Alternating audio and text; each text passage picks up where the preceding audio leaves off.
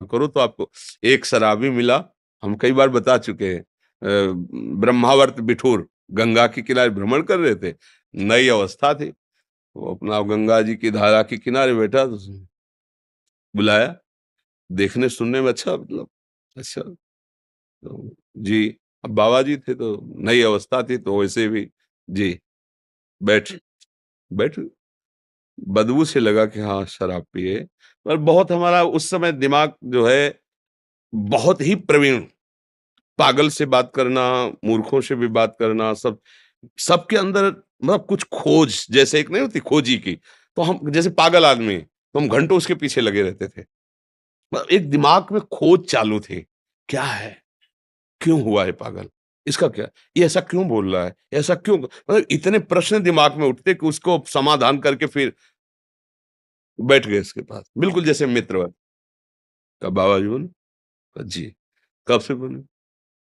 वो काफ़ी वर्ष हो गए, 11 साल के थे तब घर से निकल पड़े। आओ हमारे साथ आओ। डर नाम की चीज़ हमारे जीवन में नहीं रही। भगवान की कृपा से जैसे बच्चा अपन के गंगा के, तो एक भय नाम की चीज़ नहीं कि कोई आदमी कुछ भी ऐसा, कुछ नहीं। भय नाम की चीज़ नहीं थी, क्योंकि हमें विश्वास था मेरे भगवान मेरे साथ हैं।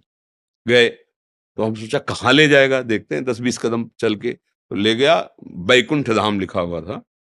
ऊपर चढ़ा और सीढ़ियों के पास खड़ा होकर देखा गरुड़ में भगवान विराजमान, वो वैकुंठ धाम की शोभा, और भगवान के और भी विग्रह में। बोले देख रहे हो? मैंने कहा, हाँ जी देख रहे हैं। बोले देखो ये जो मूर्ति जब बनी ना, तो इसके ऊपर चढ़ के और इसका तिल तिल काटा गया है, आंख नाक कान बनाने वाले ने। आज ये पूज रही है। जानते हो काहे की बनी? संगमरमर की। बोले नीचे जो क्या लगा है? संगमरमर।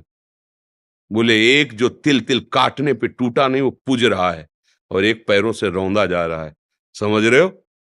काटने से भी टूटना नहीं चाहिए, वही पूजता है। हमने प्रणाम किया था, जैसे संत को प्रणाम किया जाता है ना, तो शराबी को प्रणाम किया कि भगवान आप इस रूप में शिक्षा। बोले जिंदगी में कभी टूटना नहीं। वो शराब पिए हुए था। अगर हमारी भगवत भावना, तो हमें क्या उपदेश कर रहा है?